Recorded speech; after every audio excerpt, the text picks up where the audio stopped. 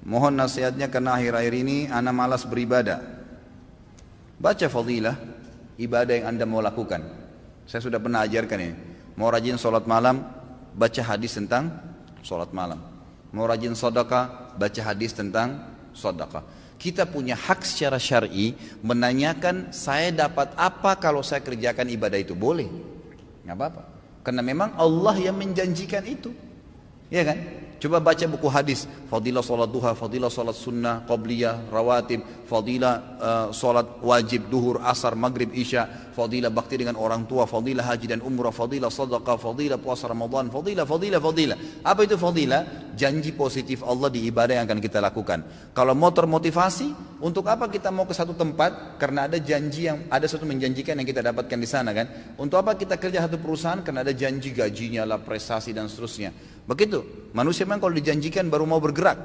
Maka wajar kita baca janji Allah di ibadah itu kita akan termotivasi. Yang kedua, jauhi semua fasilitas maksiat. Karena semua yang membuat orang malas ibadah karena ada dosa.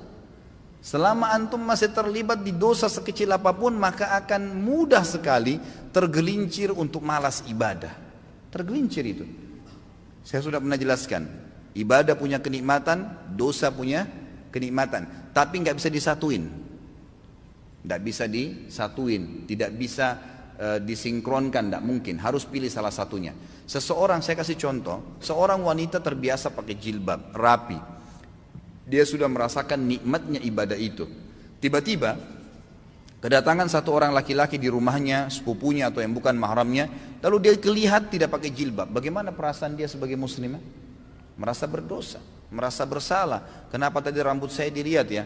Kenapa? Karena ibadah menutup aurat sudah dia rasakan nikmatnya, dan membuka aurat yang maksiat hilang kenikmatannya, dibenci sama dia. Kalau kenikmatan ibadah ada, kenikmatan maksiat hilang.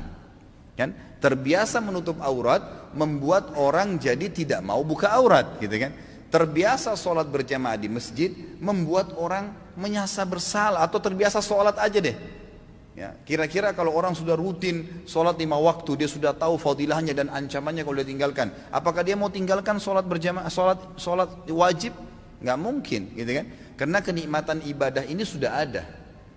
Tapi kalau kita balik, kalau ada orang merasa nikmat dengan maksiatnya, nikmat dengan telanjang di depan orang, nikmat dengan kebohongannya, nikmat dengan harta rampasan, riba, haram, kezaliman, nikmat dengan zinahnya, maka pasti kenikmatan ibadahnya hilang. Mustahil bisa khusyuk. Biar dia mau tutup matanya, biar dia mau paksain, nggak bisa. Bangun sholat malam pun susah. Sholat 5 waktu aja berat, mungkin cuma seperti orang kumur-kumur dan buru-buru kalau dia kerjakan. Nggak bisa. Makanya kata kunci yang kedua adalah jauhi kemaksiatan. Maka kenikmatan ibadah akan didapatkan. Yang pertama, bekali diri dulu dengan ilmunya. Dapat apa nih kalau saya sholat malam, kalau saya sedekah, baru kemudian jauhi semua fasilitas kemaksiatan. Yang ketiga, ini nggak kalah penting, bentuk komunitas yang soleh dan soleha. Berteman, bersahabat dengan orang yang ahli ibadah. Nggak bisa. Antum mau rajin sholat malam tapi bergaulnya dengan orang yang tiap malam di karaoke sama diskotik. Nyambung nggak? Nggak bakal nyambung itu. Tapi kalau orang yang memang tidurnya habis isya langsung, atau dari majelis ilmu seperti ini terus bubar, Masya Allah, nanti malam ya saya miss call jam 3 kita tahajud ya, ngingatin temannya, pasti. Atau ngomongannya tentang apa, kayak majelis ilmu seperti ini kita 2 jam, 3 jam duduk, apa yang kita bicarakan? Qala Allah, qala Rasul, kisah orang saleh, tulisi pendapat para ulama, ada kenikmatannya, gitu kan? Ada ibadah yang kita rasakan, ada sesuatu yang kita dapatkan di situ. Maka teman-teman yang terbiasa dengan ini, nanti dia akan bilang lagi, kayak minggu depan itu, atau mungkin hari Senin ada ustadz ini loh di masjid ini, oh ada ustadz ini di sana kalau pagi, oh ada tablik akbar nanti di sana, oh ada CD-CD-nya Ustadz Khalid tuh di situ, ada ceramahnya si Ustadz Fulan ini di sana. Jadi yang dibahas itu kan, yang dibahas masalah itu. Jadi kita akan terus terbawa dengan pembicaraan yang positif. Makanya boleh mengenal siapapun, tapi bersahabat tidak boleh kecuali orang-orang yang soleh dan soleha. Memang begitu. Yang kalau kita buat salah diingatkan, kalau kita buat baik didukung, maka itu penting. Tinggalkan semua teman-teman yang bobrok itu.